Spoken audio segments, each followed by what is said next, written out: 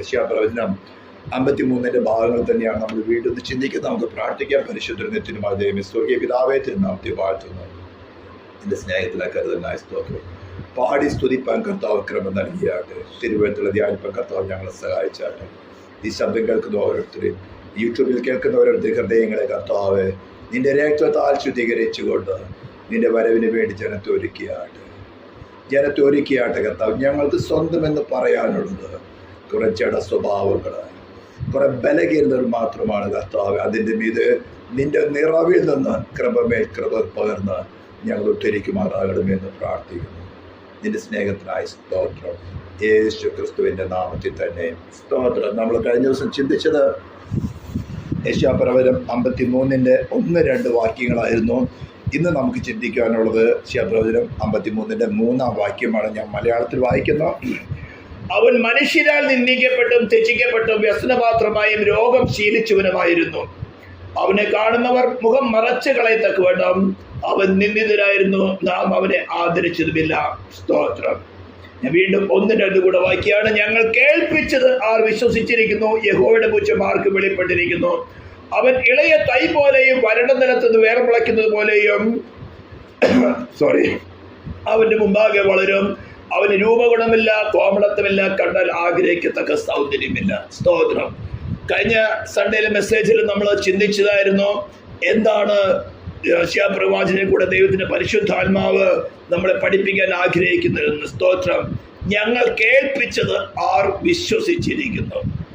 കേൾപ്പിച്ചത് സത്യസുവിശേഷമെങ്കിൽ, കഴിഞ്ഞ ദിവസം ക്ലാസ്സിലോട് ചിന്തിച്ചതായിരുന്നു. അതേ സ്തോത്രം. നിർവ്യാജ സ്നേഹം ഉളവാകണമെങ്കിൽ ശുദ്ധ ഹൃദയം, നല്ല മനസ്സാക്ഷി, നിർവ്യാജ വിശ്വാസം. അപ്പോൾ നിർവ്യാജ വിശ്വാസം വരത്തക്കവണ്ണമുള്ള സുവിശേഷമാണ് ക്രൂശിക്കപ്പെട്ടവനായ ക്രിസ്തുവിന്റെ സുവിശേഷം. ക്രൂശിക്കപ്പെട്ടവനായ ക്രിസ്തുവിന്റെ സുവിശേഷത്തിലാണ് നാം ആശ്രയം വെച്ചിരിക്കുന്നത്. അവനെ മനസ്സിലാക്കുന്നെങ്കിൽ അത് നിർവ്യാജ വിശ്വാസമായിരിക്കും. മറ്റേതൊരു വിശ്വാസവും വ്യാജ വിശ്വാസമാണ്. നിർവ്യാജ വിശ്വാസത്തിന് അടിസ്ഥാനമായ സുവിശേഷമാണ് നാം കേട്ടിരിക്കുന്നെങ്കിൽ, നാം വിശ്വസിച്ചിരിക്കും, തീർച്ചയായിട്ടും തിരുവായി മൊഴിയായിട്ട് അരുളി ചെയ്തത് തൃക്കൈ കൊണ്ട് നിവർത്തിക്കുന്നവനായ ദൈവം ആമേ സ്തോത്രം അവന്റെ പുനരുദ്ധാന ശക്തി നമ്മുടെ സോളിൽ വെളിപ്പെടുത്തിയിരിക്കും. അതാ പറഞ്ഞിരിക്കുന്നത്, യഹോവയുടെ ഭുജം ആർക്ക് വെളിപ്പെട്ടിരിക്കുന്നു?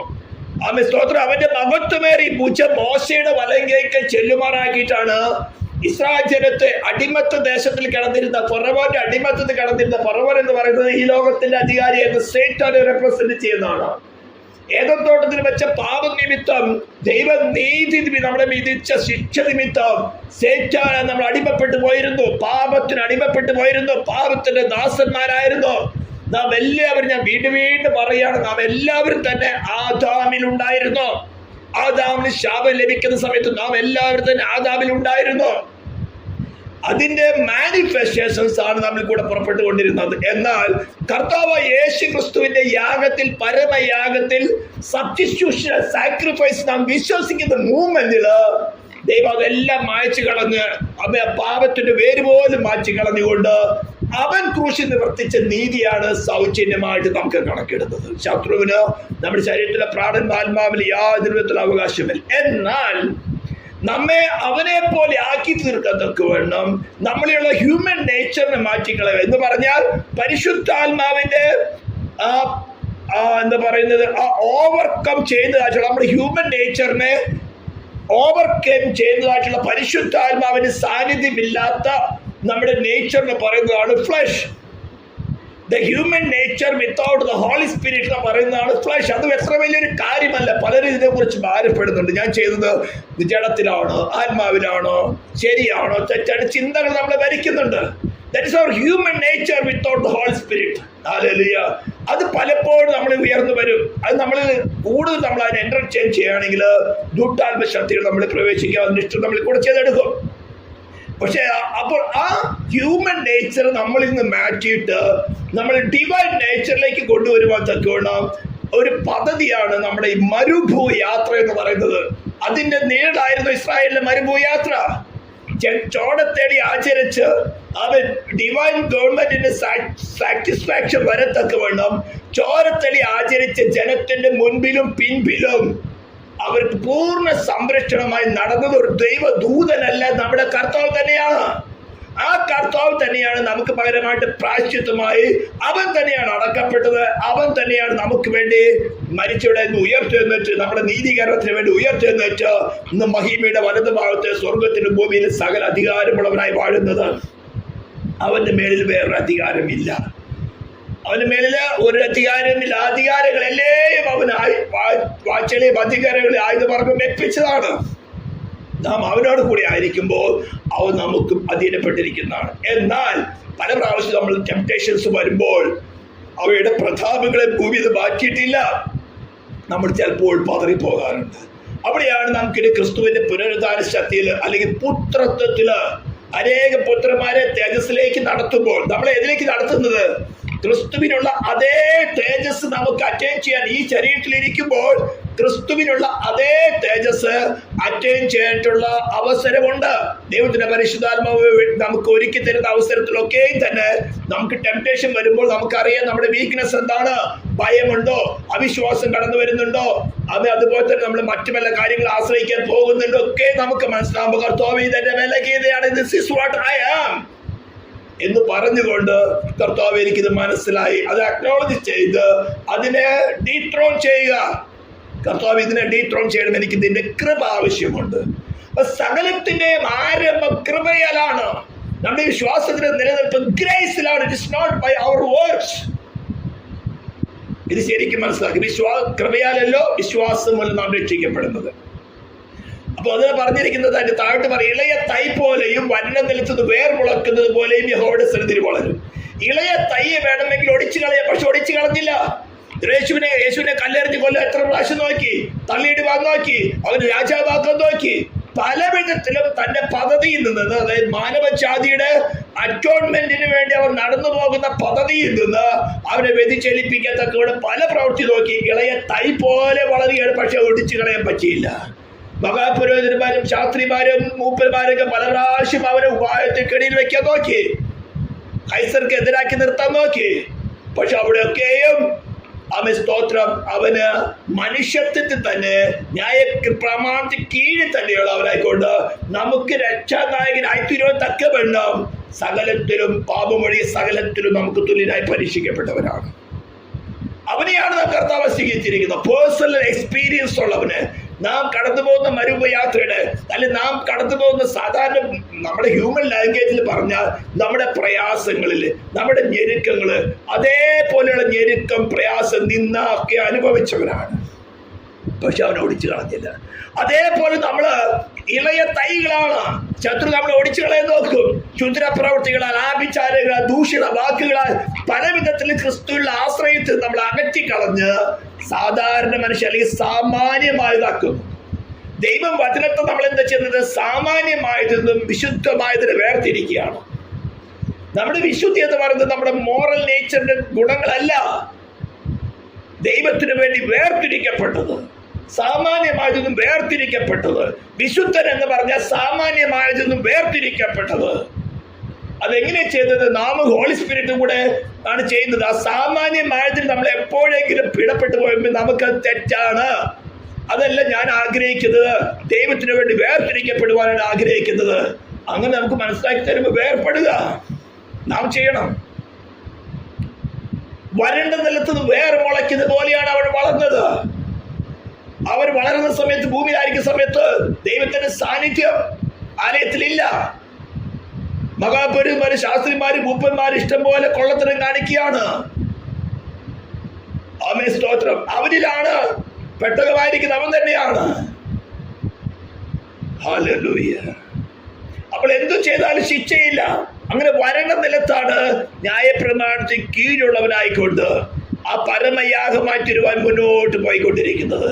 ഇതേപോലത്തെയാണ് നമ്മുടെയും അവസ്ഥ. ആ ഗ്ലോറി അറ്റൈൻ ചെയ്തൊക്കെ വേണം.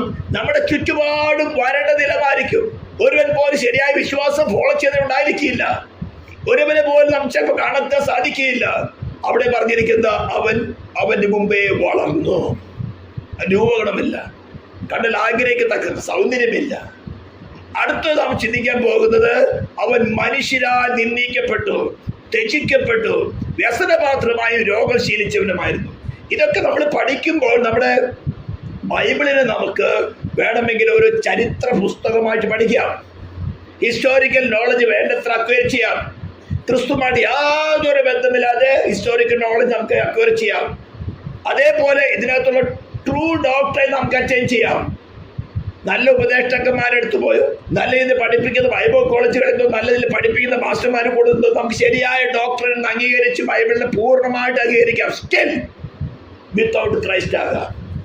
എന്നാൽ ഈ ബൈബിൾ മൊത്തം നമുക്ക് എഴുതി തന്നിരിക്കുന്നത് നാം ആരാണെന്നും നമ്മുടെ ഇപ്പോഴത്തെ അവസ്ഥ എന്താണെന്നും ക്രിസ്തു നമുക്ക് ആരാണെന്നും നമുക്ക് മനസ്സിലാക്കി തന്ന് ആ ക്രിസ്തുവിന്റെ ഡീപ് നെസസിറ്റി നമ്മുടെ സോളിൽ വെളിപ്പെടുത്തി ക്രിസ്തുവില്ലാതെ നമുക്ക് നിത്യജീവൻ ഇല്ലെന്ന് മനസ്സിലാക്കി തന്ന് ക്രിസ്തുവിന് നമ്മുടെ ഹൃദയത്തിന്റെ രാജാവായിട്ട് വാഴുവാൻ സ്വീകരിച്ച് അവനുമായിട്ട് ഒന്നായി ചേരുവാനാണ് ഈ ബൈബിൾ നമുക്ക് തന്നിരിക്കുന്നത്.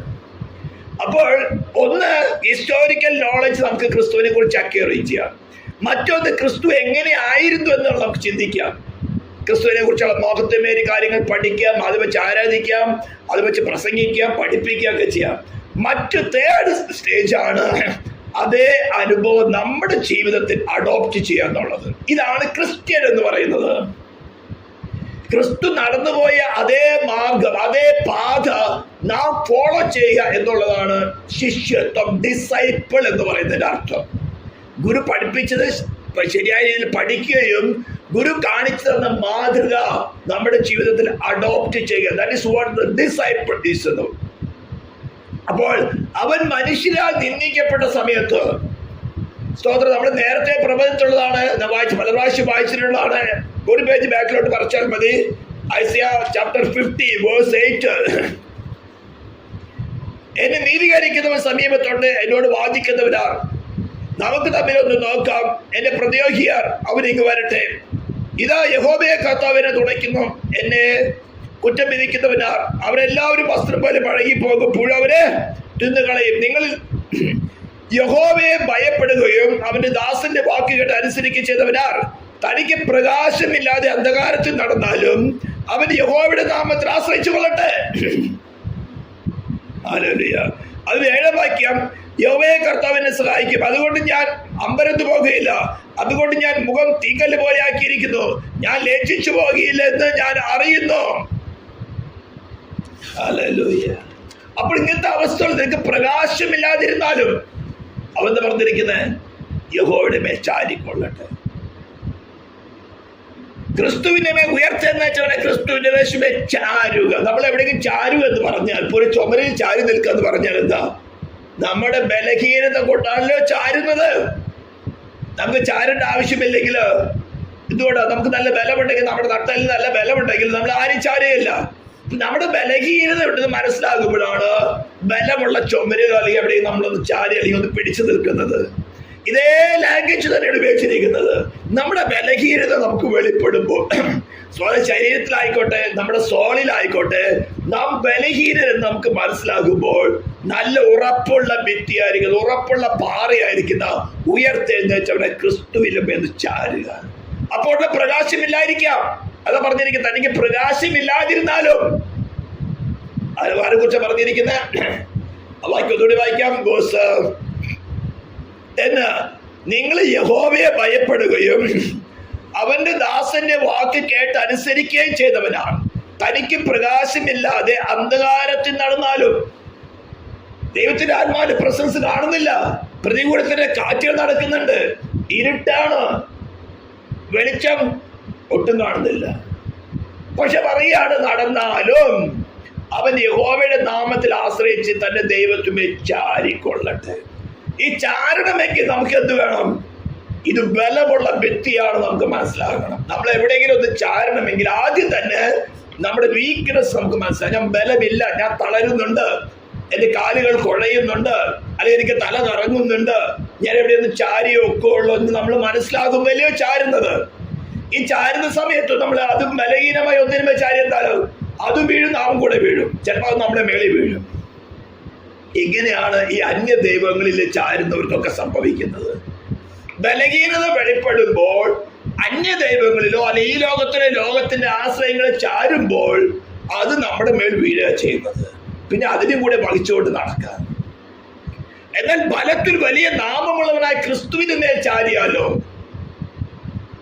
സ്തോത്രം. നമ്മളിത് പാടിയ പാട്ടിന്റെ രണ്ടാമത്തെ വലിയതാണ്. ഹല്ലേലൂയ. ബലത്തിൽ വലിയ നാമമുള്ള ക്രിസ്തുവിൽ ചാരിയാൽ എന്തുണ്ടാവും? അവൻ സ്റ്റഡിയാണ്, അവൻ മാറ്റമില്ലാത്തവനാണ്, അവൻ ഉറപ്പുള്ള പാറയാണ്. നമ്മുടെ സ്ലോവില് നമ്മുടെ സോളിന് മനസ്സിലാകത്തക്കൊണ്ട് പ്രാക്ടിക്കൽ എക്സ്പീരിയൻസിൽ കൂടെ കർത്താവ് നമുക്കത് വെളിപ്പെടുത്തി തരും. ഇവൻ ചാരുവാൻ കൊള്ളാവുന്നവനാണ്. ചിലപ്പോൾ പരിശോധനകളുണ്ടാവും. അതാ പറഞ്ഞ അന്ധകാരത്തിൽ നടന്നാലും പ്രകാശം ഒട്ടുമിരുന്നാലും വെയിറ്റ്. നമ്മുടെ പേഷ്യൻസിന്റെ ടെസ്റ്റ് നടക്കുകയാണ്. Just wait. Lord you are right. നീ മാറ്റമില്ലാത്ത, നീ എന്റെ സ്നേഹിതൻ തന്നെയാണ്, നീ എന്റെ ബലമാണ്, നീ എന്റെ രക്ഷയാണ്, നീ എന്റെ വീണ്ടെടുപ്പാണ്. ഞാൻ നിന്നെ ചാരി, ഞാൻ നിന്നിൽ തന്നെ ആശ്രയിക്കും. ഞാൻ എത്ര ബലഹീനാന്ന് എനിക്ക് മനസ്സിലായി.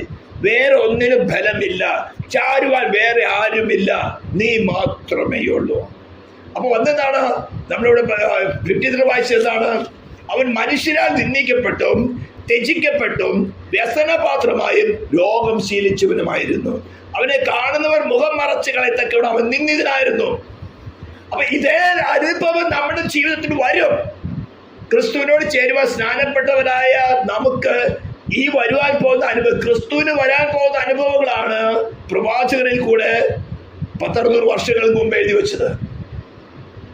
അവനത് അറിഞ്ഞുകൊണ്ട് തന്നെയാണ് ഈ ലോകത്തിലേക്ക് വന്നത്. അപ്പൊ ഇതൊക്കെ നടക്കുന്ന സമയത്ത് അവൻ പറഞ്ഞ എന്താണ്? തന്നെ കുറിച്ച് എഴുതിയിരിക്കുന്നതൊക്കെ നിവൃത്തിയാകണം. നമ്മെ കുറിച്ച് എഴുതിയിരിക്കുന്ന കാര്യം തന്നെയാണ്. മനുഷ്യരാൽ നിന്ദിക്കപ്പെടും, ത്യജിക്കപ്പെടും, വ്യസനപാത്രമാകും, രോഗം ശീലിച്ചവരായി തീരും, അവർ നമ്മെ ആദരിക്കുമില്ല. അവിടെയും നമ്മുടെ ലക്ഷ്യത്തിൽ നിന്ന് ഇന്നലെ നമ്മൾ ചിന്തിച്ചല്ലോ, ആശയിൽ സന്തോഷിപ്പീൻ. എൻ്റെ ആശ എന്ന് പറയുന്നത് മഹത്വത്തിന്റെ പ്രത്യാശ. അത് ക്രിസ്തുവിനിൽ വളരണം, ഞാൻ അവനെ പോലെ ആയിത്തീരണം. അതിനിടയ്ക്ക് നടക്കുന്ന ചെറിയ പ്രോസസ് നമ്മളെ തകർത്ത് കളയുവാനല്ല, നമ്മളെ അവനെ പോലെ ആക്കി തീർക്കുവാനാണ്.